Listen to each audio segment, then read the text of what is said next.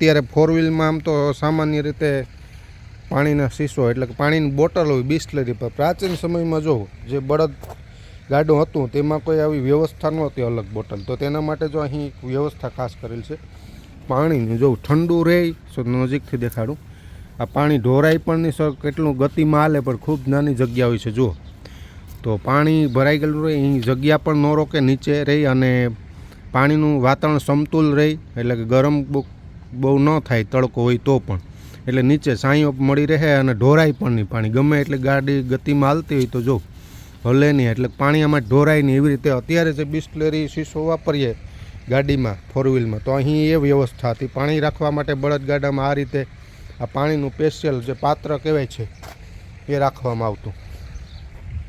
જય માતાજી, જય મોગલ મિત્રો. આજે વિલોગમાં કચ્છના અંજારની અંદર આવેલ છે. અંજારથી સત્તાપર રોડ ઉપર મારા બેકગ્રાઉન્ડમાં જોઈ શકો છો કે ગોવર્ધન પર્વત આવેલો છે.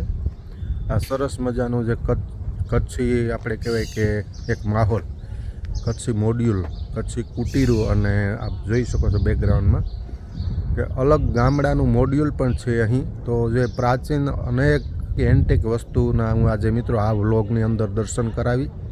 જે અંજારની અંદર ગોવર્ધન પર્વત આવેલો છે. જો આ વિસ્તારની અંદર તમે ફરવા આવતા હોય ને તો આ ગોવર્ધન પર્વતની અચૂક મુલાકાત લેજો. અંદર પ્રવેશવાનું આ મુખ્ય ગેટ છે. અમારા બેકગ્રાઉન્ડમાં જે ગેટ જોઉં છું તે પ્રવેશ દ્વાર છે. અહીં આપ જોઈ શકો છો કે જે કચ્છી કૃતિ ટાઈપ કુટીરું બનાવેલી છે. આ બેઠક વ્યવસ્થા છે અને પ્રવેશતા જ આપ જોઈ શકો છો કે જૂની જે ગાડી, નેતાઓ મંત્રીઓ જે ગાડીમાં ફરતા એ ગાડી અહીં રાખેલી છે. અલગ અલગ જે જૂના પ્રાચીન, અહીં લગભગ 200, 300, 400 વર્ષ જૂની પ્રાચીન અનેક વસ્તુઓ છે. આપણે સ્ટેપ બાય સ્ટેપ મિત્રો લેતા જઈએ કે જે ગોવર્ધન પર્વત જોવાલાયક સ્થળ, એક ફરવાલાયક સ્થળ અને આધ્યાત્મિકતાના દર્શન થાય. અહીં પૂજ્ય ત્રિકમદાસજી બાપુ અહીં મહંત છે અને નિજાનંદ સંપ્રદાય, સચ્ચિદાનંદ નિજાનંદ સંપ્રદાય એટલે કે કૃષ્ણ ભગવાનની જે બાળ લીલા છે, દાણ લીલા છે, તેના અહીં દર્શન થાય છે, રાસલીલા. અને આ ગોવર્ધન પર્વતનું મિત્રો સૌ પ્રથમ જોઈએ તો માનની નરેન્દ્રભાઈ મોદીના વરદ હસ્તે ખુલ્લો મૂકવામાં આવેલ હતો.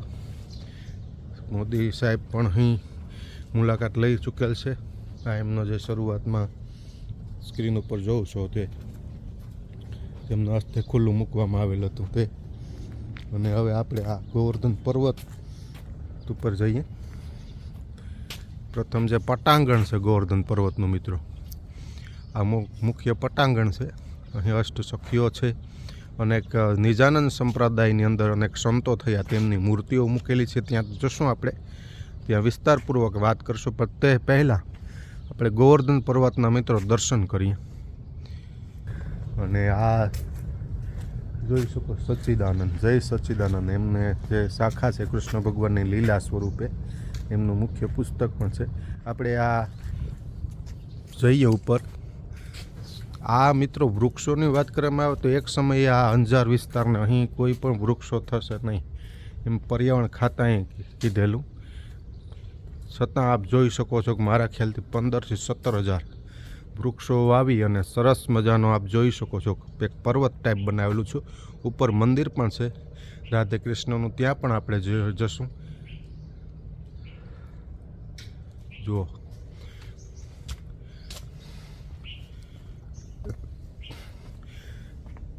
બાળકોને રમવા માટે પગથિયાથી પણ જોઈ શકાય છે. ઉપર જો કોઈ ચાલી ન શકતા હોય તો તેના માટે લિફ્ટની વ્યવસ્થા પણ કરેલી છે. આપ સ્ક્રીન ઉપર જોઈ શકો છો. તો બાળ ક્રીડાંગણ ને એ પણ છે.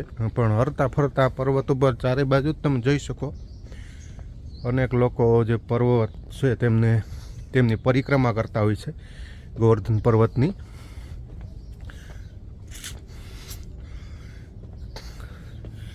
કૃષ્ણ ભગવાન જન્માષ્ટમી કાર્યક્રમ હોય, કૃષ્ણ ભગવાન નિમિત્તે કોઈ વિશેષ કાર્યક્રમ હોય તો અહીં લોકો પરિક્રમા કરે છે. 18 પરિક્રમા, 22 પરિક્રમા.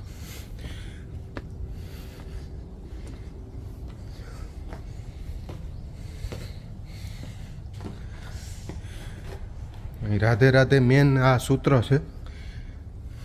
જે પંથ છે એનું રાધે રાધે સૂત્ર છે અને અહીં પર્વત ઉપર એને આપણે દર્શન કરીએ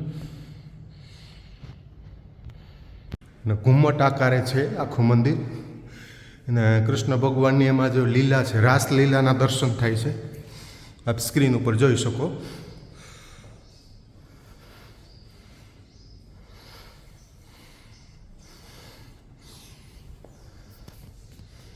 આવી રીતે ગોળાઈ એક વર્તુળ આકારે મંદિર બનાવવામાં આવેલું છે. અહીં આ મંદિરની પરિક્રમા કરી શકાય છે અને આપ જુઓ જે પ્રકૃતિનું સાનિધ્યનું અહીં નિર્માણ કરેલું છે પૂજ્ય ત્રિકમદાસ બાપુએ, એ આપ જોઈ શકો છો ઉપરથી. અને એક ફૂલ છોડ, તમામ પ્રકારના ફૂલ તો અહીં મળી રહી તમને. ગોવર્ધન પર્વતની નીચે ઉતરતા જ મિત્રો જે કૃષ્ણ ભગવાનને મેં કીધું કે રાસલીલા, દાણ લીલા, બાળ લીલા એના અહીં દર્શન થાય છે. આપ જોઈ શકો છો અહીં અલગ અલગ મોડ્યુલ સ્વરૂપે પ્રતિકૃતિ.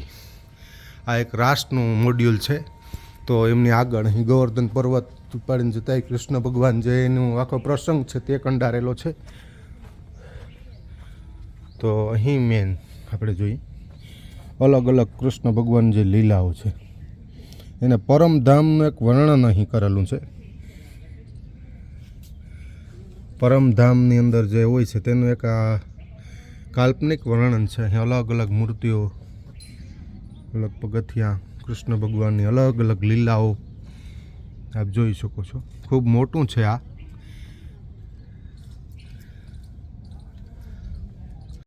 પરમધામ યમુનાજીના 18 ઘાટ આ જે મુખ્ય ગેટ છે અને ત્યાં અષ્ટસખીઓ અને જે નિજાનંદ સંપ્રદાય એટલે કે સચ્ચિદાનંદ સંપ્રદાયની અંદર અનેક સંતો થયા એમની પ્રતિકૃતિ અથવા તો જે મૂર્તિઓ અહીં મૂકેલી છે. આપણે અંદર પ્રવેશ કરીએ ધીરે ધીરે અને જે જોઈએ કે કઈ રીતે જે યમુનાજી 18 ઘાટ આ યમુનાજી છે. તો ચારે તરફ આપ જોઈ શકો છો અષ્ટસખીઓ અને સંતોની મૂર્તિઓ છે. વચ્ચે નાગદમન જે આપણે કહીએ છીએ તે રાખવામાં આવેલું છે. જે સાંજનો સમય હોય છે ત્યારે અહીં ફુવારાથી સરસ મજાનું જે યમુનાજીનું નિર્માણ કરવામાં આવે છે.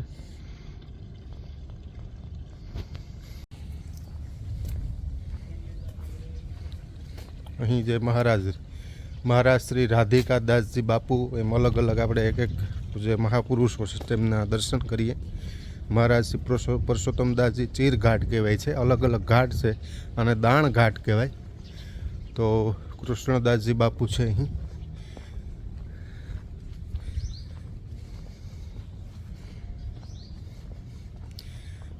મહારાજ શ્રી સુંદરદાસ સાહેબ સુંદર ઘાટ એટલે કે સરસ ઘાટ કહેવાય, સરસ ઘાટ. અક્ષરાતીત રાધે કૃષ્ણ રાસ ઘાટ. તો આવી રીતે લગભગ એવી રીતે 18 ઘાટનું આવી રીતે નિર્માણ કરવામાં આવેલું છે. અને આ બાજુ મિત્રો એન્ટિક અનેક વસ્તુઓ છે. જે ઘાટ છે તેની ડાબી બાજુ મિત્રો ખૂબ પ્રાચીન જૂની વસ્તુઓ 200-300 વર્ષ પહેલાંની પણ આ ઢોલિયો છે, ખૂબ જૂનો ઢોલિયો. ત્યારબાદ જૂનો પટારો કહેવાય છે તે, ખૂબ જૂના પટારા, ગોરા, જે પ્રાચીન મકાન રહેતા ખૂબ જૂના ઋષિ મુનિના સમયનો જે આ પ્રમાણે મકાન રહેતા એ મકાનો છે. અનેક ગોરાઓ છે, ડબરાઓ છે, પેટ્રોમેક્સ જૂના સમયનું. ત્યારના ડબરાઓ સંગ્રહ માટેને વિવિધ વસ્તુઓ વાપરવામાં આવતા, નાના ડબરા તે.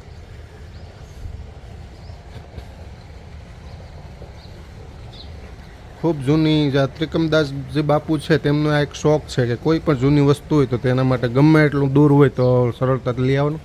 આપણે ઘંટી કહે છે, ખૂબ જૂની ઘંટી મિત્રો, આ ખૂબ જૂની. અત્યારે ફ્લેટ જોવા મળે છે પણ આ ગોળાઈવાળી કે જે થાક ન લાગે એવી રીતે થાળું છે અને ઉપર ઘંટી છે, આપ જોઈ શકો. અનેક ગોરીઓ છે, માટીના ગોરા, અને એમાં છાશ કરવામાં આવતી એ આપ જોઈ શકો. આ ખૂબ જૂનું બળદગાડું, ખૂબ જ જૂનું બળદગાડું છે.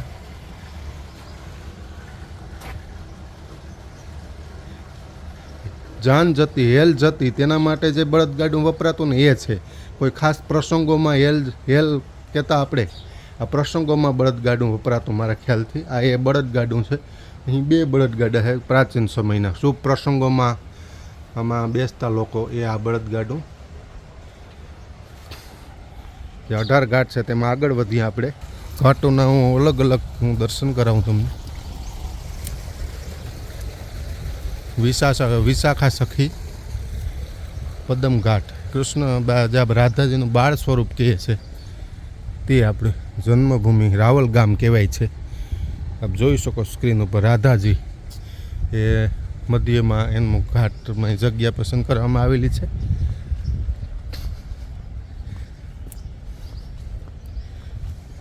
આ ખૂબ પ્રાચીન અને જૂના બળદગાડા, રાજસ્થાની બળદગાડા, કચ્છી બળદગાડા એમાં અલગ છે.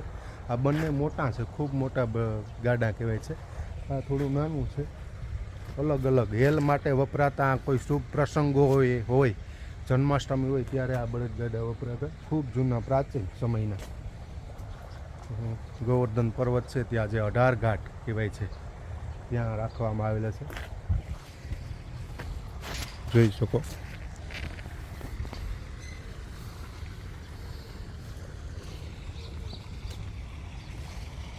અત્યારે 4 વ્હીલમાં આમ તો સામાન્ય રીતે પાણીના શીશો એટલે કે પાણીની બોટલ હોય બિસ્લરી પર. પ્રાચીન સમયમાં જો જે બળદ ગાડું હતું તેમાં કોઈ આવી વ્યવસ્થા નહોતી અલગ બોટલ, તો તેના માટે જો અહીં વ્યવસ્થા ખાસ કરેલ છે પાણીની. જો ઠંડુ રહે, નજીકથી દેખાડું. આ પાણી ઢોરાય પણ નહીં સર, કેટલું ગતિમાં હાલે પણ ખૂબ નાની જગ્યા હોય છે. જુઓ તો પાણી ભરાઈ ગયેલું રહે, અહીં જગ્યા પણ ન રોકે, નીચે રહી અને પાણીનું વાતાવરણ સમતુલ રહે એટલે કે ગરમ બહુ ન થાય તડકો હોય તો પણ, એટલે નીચે છાંયો મળી રહે અને ઢોરાય પણ નહીં પાણી. ગમે એટલે ગાડી ગતિમાં હાલતી હોય તો જો હલે નહીં, એટલે પાણી આમાં ઢોરાય નહીં. એવી રીતે અત્યારે જે બિસ્લરી શીશો વાપરીએ ગાડીમાં 4 વ્હીલમાં, તો અહીં એ વ્યવસ્થા હતી પાણી રાખવા માટે. બળદગાડામાં આ રીતે આ પાણીનું સ્પેશિયલ જે પાત્ર કહેવાય છે એ રાખવામાં આવતું. આ અહીં મેન સૂત્ર છે રાધે રાધે અને મેરો પ્યારો ગોવર્ધન. હવે મિત્રો જઈએ આપણે દેશી ગામ. એક નવું ગામનું અહીં મોડ્યુલનું નિર્માણ કરવામાં આવેલું છે. આ ગામ ઉપર જઈએ આપણે. જવું આ પ્રથમ સ્ક્રીન ઉપર જે ચિત્ર જોશો તે પ્રથમ નજરે જ એવું લાગશે તમને કે આ કોઈ ગામ છે, પરંતુ આ ગામ નહીં પણ એક ગામ બનાવવામાં આવેલું છે. આપણે અંદર જોઈને એક વિભાગની માહિતી મેળવીએ. મિત્રો જે ગામ પ્રાકૃતિક ગામ આપણે કહીએ છીએ દેશી. જો ગામમાં પ્રવેશતાની સાથે જ એક મનીહારી છે તે કૂવામાંથી પાણી સિંચે છે. આપ જોઈ શકો છો આબેહૂબ ગામડાનું ચિત્ર. અને ત્યાંથી આગળ જઈએ આપણે. ચબૂતરા અને ચોરા હોય, ઘરમાં દૂધના ગોરા હોય, ઘર ખેતર અને પાદર હોય, હવા ઉજાસ મજાના હોય, ઘર ખેતર અને વાડી હોય, પ્રેમ ભાવ ને આદર હોય, ગામ હોય ત્યાં સંતોનો ઉતારો હોય, આંગણું દિવેલિયાથી દીપેલ હોય, તુલસીનો ક્યારો હોય. જોઈ શકો.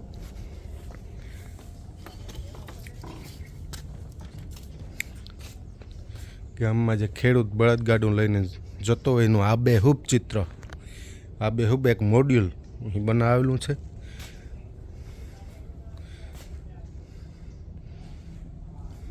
પ્રથમ આપણે ખેત ઓજારોની વાત કરીએ તો અહીં ઓરણી, ખપાટિયા કહીએ છીએ, પારા બાંધવાના. આ છે હળ, જૂના વખતનો હળ, માણસ પણ હકાવતો આ હળ એ છે. તો જે અલગ અલગ વસ્તુ છે, ખેત ઓજારો છે, તમામ પ્રકારના ખપારીથી લઈ અને બધા. આ કોઠી કહેવાતી અનાજ સંગ્રહ કરવામાં આવતું, નીચેથી અનાજ કાઢી શકાતું એવી રીતે અનાજ સંગ્રહના છે. આ ઓરણી છે.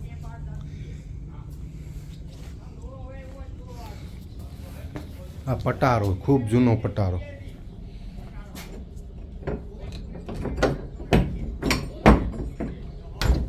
જુઓ કેટલો માલ અંદર સરળતાથી રહી જતો.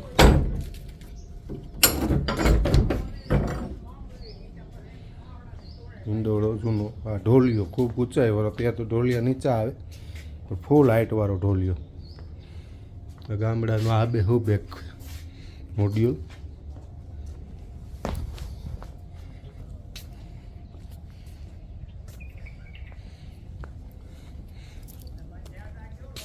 આંગણું અને તેમાં આપ જોઈ શકો છો બહાર વૃક્ષો ઝાડવા, અહીં શાળા પણ છે.